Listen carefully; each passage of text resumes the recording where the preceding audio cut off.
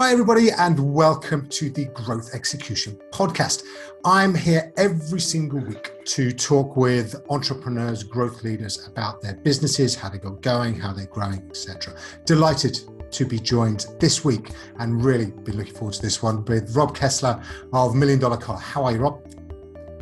Doing fantastic. I'm a little tired. I had a crazy trip the last 4 days, so it's not a lag, is it? Listen, it's just great to hear somebody. Go ahead. Yeah, we drove 100 horses, 100 miles. So I've been sleeping on the ground in a tent for the last 4 days, and that was all the way in California, and I'm in Georgia now. So we left the last day of that, drove 5 hours to get to LAX to take a 4-hour flight to get home. So wow. I'm a little tired. Well, listen, I'll be all right. Genuinely appreciate you making time, and I'm going to try and just speak gently and clearly and just not tax things too much. But we are excited to hear your story, particularly around your launch and how your business has been growing since. So I wondered if you can just talk to listeners about how you got $1 Million Collar as an idea, first of all, and I love this story. Okay, so it came about on my wedding day, and if you're on the video, you can see this is the actual photo. It's a little dark from my wedding day. Brand new, freshly pressed shirt. We got married on the beach in Jamaica, so I didn't wear a tie. And before I could even say I do, my shirt was just really crumbled. You could see my undershirt underneath, and I just hated the way it looked on the biggest day of my life. And so it was a problem that kind of bothered me up until that point, and it was kind of the breaking point, on the biggest day of my life. So I came home from Jamaica, I cut open a shirt, I stuffed a piece of cardboard down the front, and it just gave structure to this part of the shirt that never had it before, because, dress shirts are designed to be worn with a tie. So I think it just got totally forgotten. Style trends really changed over the last 15 years. Ties have really gone to the wayside, and they really have never addressed the problem. So everybody else had a solution around the collar itself, and I thought that it's the buttons and the holes, that front part of the shirt that's collapsing under the weight of the collar. That's the problem. I don't care about the collar. That was done. So it took about 3 years to patent the process or the product itself. I tested every plastic I could find. It started with milk cartons and mini blinds and any plastic I could find around my house, and I'd send it to the dry cleaner and it would just melt to the shirt. So I ruined about 100 shirts trying to figure this thing out, and in that 3-year process. And so that's the long and short of it. I mean, it's been a crazy drive. I've had a lot of ideas, but this is the first one I really brought to market. So brilliant. Well, listen, congratulations on it. I have learned so much in this process, the lead up to this interview. It has a name, doesn't it? That V that goes where the buttons are. What's it called? So this part of the shirt is called the placket, but nobody knows that. That's why we're not like perfect placket or something like that. So we're $1 million collar that tries to put you in the right place, because who doesn't want to look like $1 million? But my wife came up with the name placketitis. So it's a disease that is curable. Anybody can get the disease, but anybody can get the cure. So we cure placketitis. That's brilliant. Do you know what? Because we talk constantly about you've got to solve a problem. And people don't buy things. People won't buy medicine if they don't know they're sick.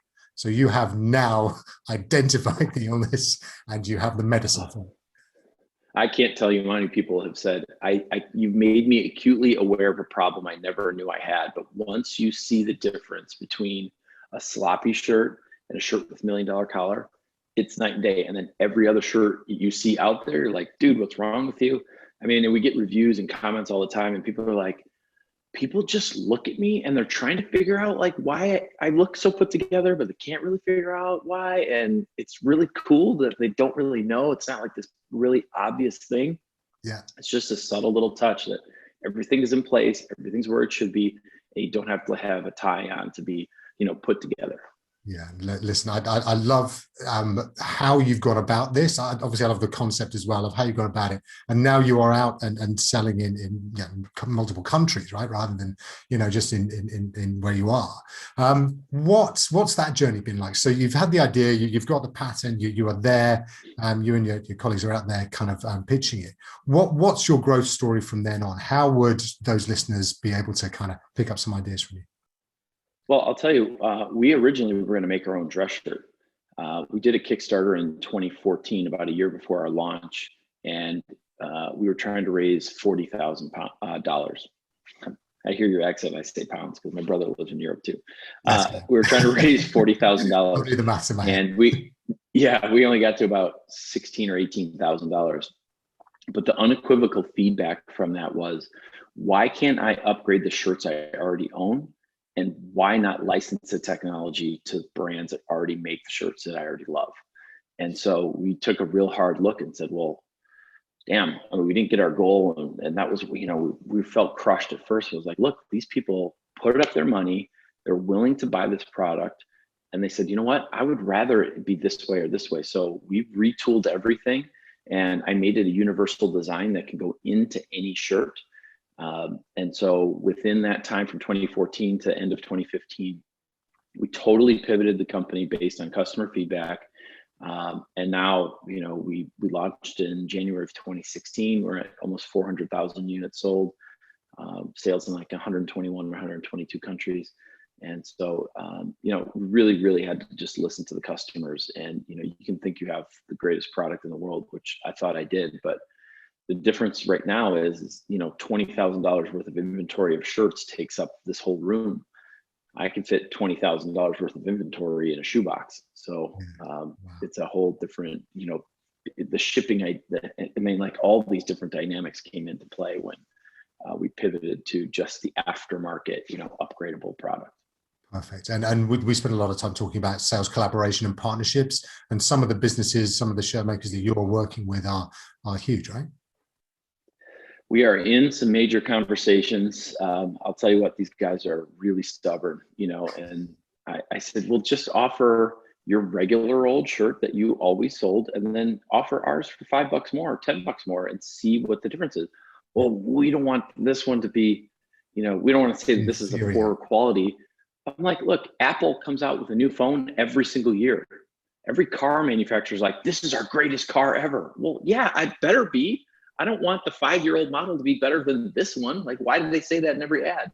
You have to continually improve and listen to customers. And these guys just don't want to, they want to like include it in, and they don't want to add to the cost. It's been a challenge, but we'll cross that bridge soon. Yeah. And then it should be ubiquitous. There's no reason not to have this product in every single shirt, because you can still button all the way up and wear a tie. You can go one button undone. You can go 2 buttons undone. If you wear a tie all day and then go out after work, if you wear the tie, you kind of get that gap between the first and the second hole. This prevents that also, because you got a little structure there. So there's really no reason it shouldn't be in every single shirt. And that's what we're working for. Wow, I love that. I love that goal. I love that scale. And you're absolutely right. From a, it is a problem that is increasing, right? Because people are now, I mean, whether lockdown has actually killed the tie off. Nowadays, when I see people wearing a tie, it kind of freaks me out a little bit. And I feel like, that's a little bit overboard. But yeah, I mean, in terms of timing and all that sort of thing, I guess that now you are seeing more and more people starting to wake up to it. Yeah, I mean, you get the people that are just, stuck in their ways, and they always say, well, what about starch? Or haven't you ever heard of an iron? I'm like, yeah, I have. I spend money, $3, $4, $5 to have my shirts laundered. And 45 minutes after I put on, it's already starting to crumble. It's starting to break down. You wash a shirt once or twice. A lot of people also say, let's buy better shirts. Well, the better the shirt, the softer the fabric, the less structure it has. So you're going in the wrong direction. Yeah. It's the $12 shirt that I can, H&M shirts that aren't that bad because they're actually kind of rough material. But that's my other thing is, you can go buy a $13 H&M shirt and put $10 worth of $1 million collar in it. And if you had to, you could tailor it. And for under $30, you basically have a custom shirt that looks ridiculously amazing. Yeah. And well over $100 or whatever that you would pay for a real. Yeah, it'll look like, I mean, I've got H&M shirts, $12.50. I put my product in, people are like, damn, that shirt looks good. And I'm like, yeah, this was a $13 shirt before I touched it. And I love that. And again, when you're thinking about people who are looking at building and creating their own businesses, this kind of adaptation that you've done, A, looking at what the market is and finding a solution to a challenge, but B, then looking at what others are giving you feedback on, right? And that really is a kind of key way that you've made this successful.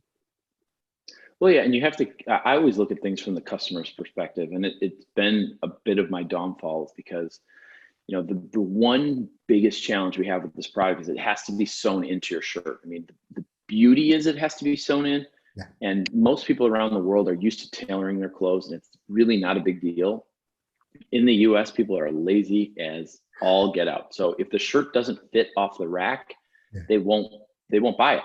Mhm. And they're not going to buy a shirt and then go have it tailored. It's just not a thing here. So we've had to really look at it from that perspective and say, well, if they're not into tailoring, well, let's go talk to dry cleaners and tailors directly and say, offer this to your customers because they're already coming to you. So we've built that relationship. We have 650 dry cleaners and tailors that we're in right now. We also have a mail-in service where you can just send us 5 shirts and we'll install $1 Million Collar and send them back to you, which I think is absolutely insane, because if you search alterations near me, you will be shocked at how many tailors are like around the corner from your house.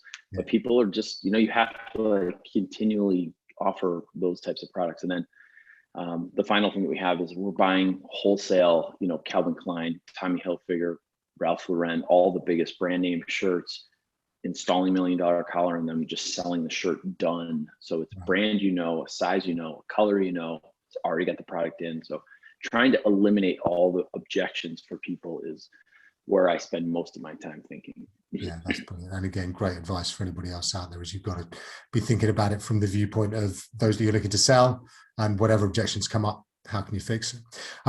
This is really, really useful, and thank you so much for sharing it. I'm going to run through just some very quick fire questions with you, just the kind of things that we ask everybody. When you look back at when you launched, what do you wish you had known then that you know now?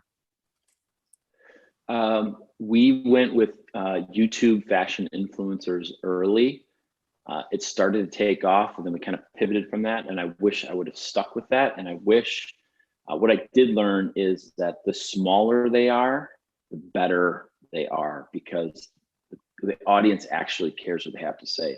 We went to a guy that had 225,000 followers, insanely impactful. Then he had 4.5 million subscribers, very, very little impact, because he became popular and people just followed him. He's putting out a video every single day, and it was just like way too much. So I like to look for the guys that have 50 to like 250,000 followers, because those people are really engaged and really care what they have to say, that they're early enough on that it's an actual relationship. Really good advice, and thanks, particularly from somebody who's been there. Do you have anybody who's kind of like an inspiration, anybody you look up to?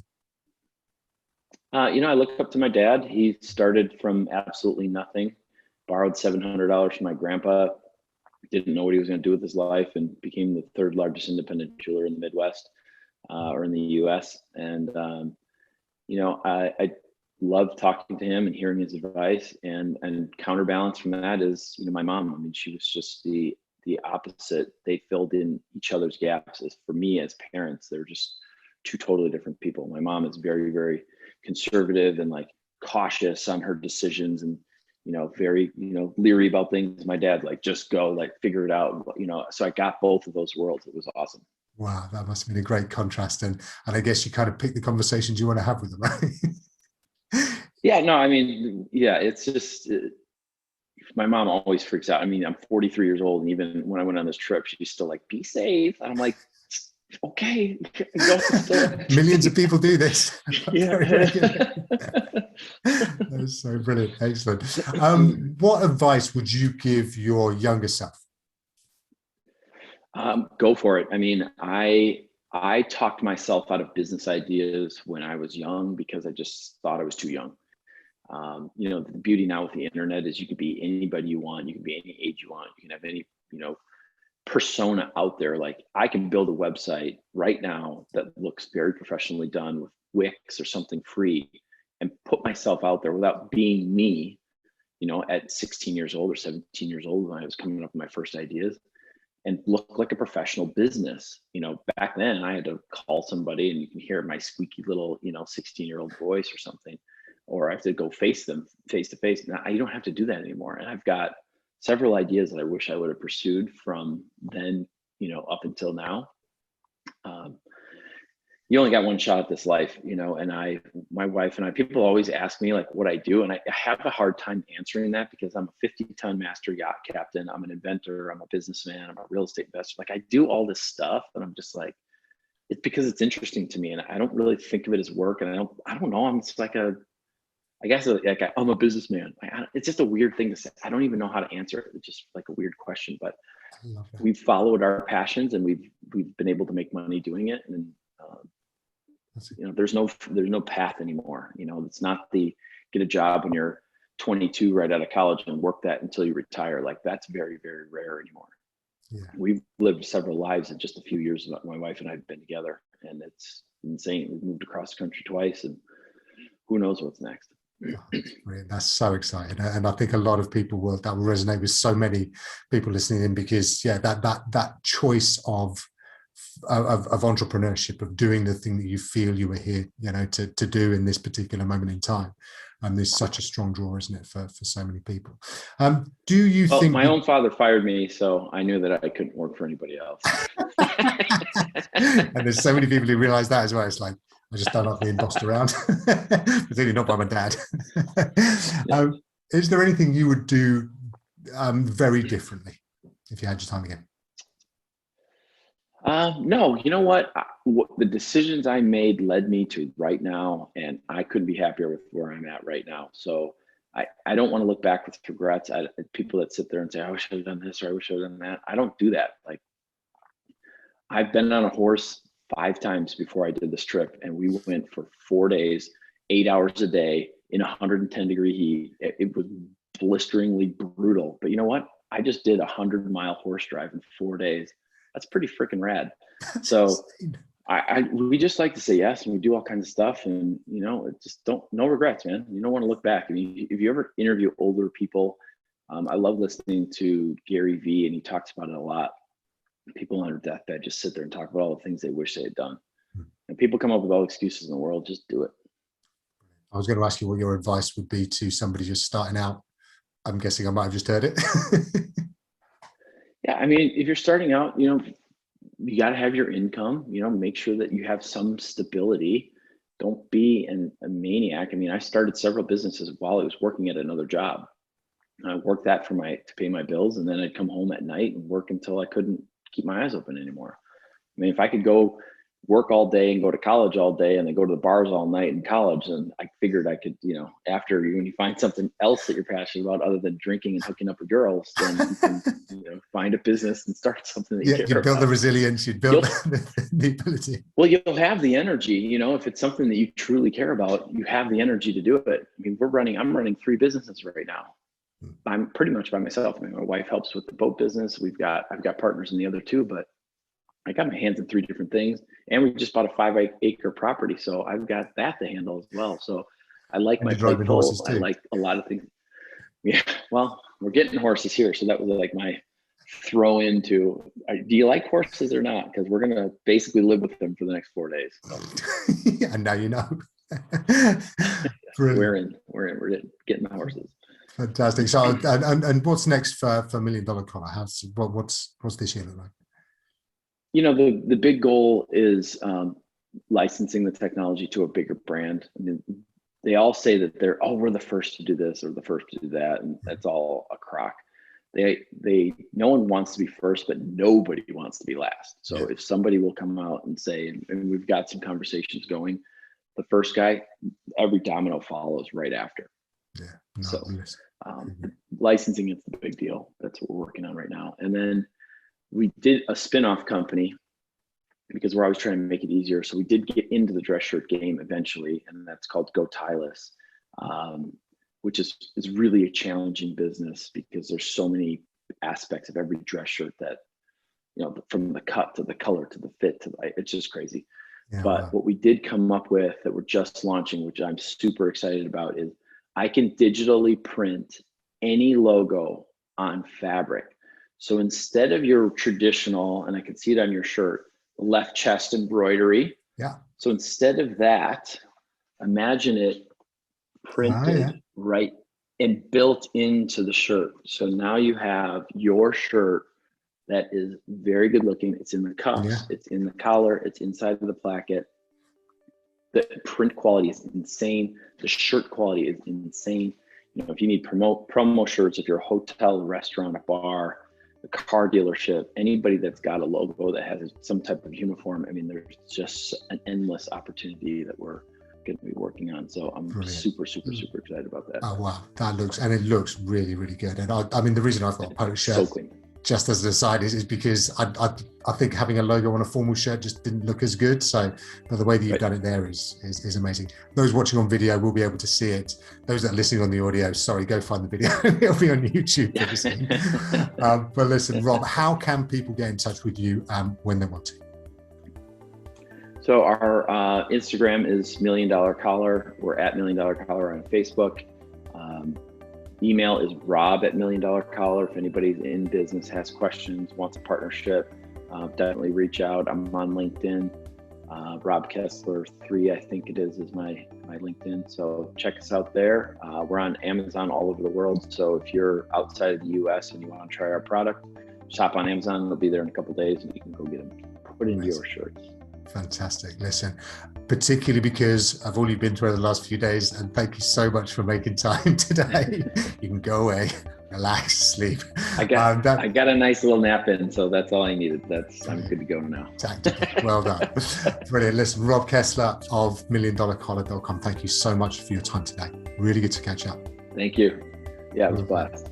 All right. Listen, that was the Growth Execution podcast for this week. Thank you very much indeed for tuning in. We'll be back again next week with even more interviews with really high quality entrepreneurs, people that you need to know about their launch stories too. So thanks very much indeed for your time today. And if you're ready, let's get growing.